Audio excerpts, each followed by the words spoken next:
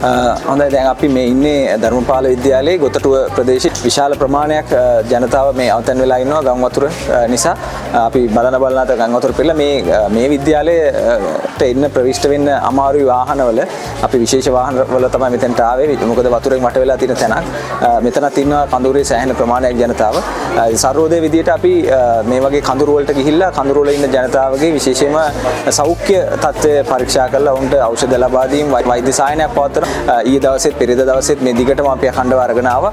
අධීර කීපකින් ක්‍රියාත්මක වෙන සර්වෝදය ක්‍රියාන්විතයේ එක් පැත්තකින් අපි ජනතාව උවදුරෙන් බේර ගන්නවා වගේම රෙස්කියු කරනවා වගේම ඒ ගෙනාපු රෙස්කියු කරපු ජනතාව ඊට පස්සේ කඳුරු ගත කරාට පස්සේ ඒ කඳුරු ඇතුළේදී වුන් මුණ දෙන සෞඛ්‍ය ගැටලු වලට උත්තරයක් හොයන්න තමයි විශේෂයෙන්ම රජයේ සෞඛ්‍ය සේවාවත් සම්බන්ධ කරගෙන කටයුතු කරන්නේ. විශාල ප්‍රමාණයක් ජනතාව මෙතනට සමහරවිට තුවාල වෙලා හැම රෝග හැදිලා වෛද්‍ය මධ්‍යස්ථානකට යන්න හැකියාව නැහැ. ඔවුන් එක තැනක රොටු වෙලා ඉන්නවා.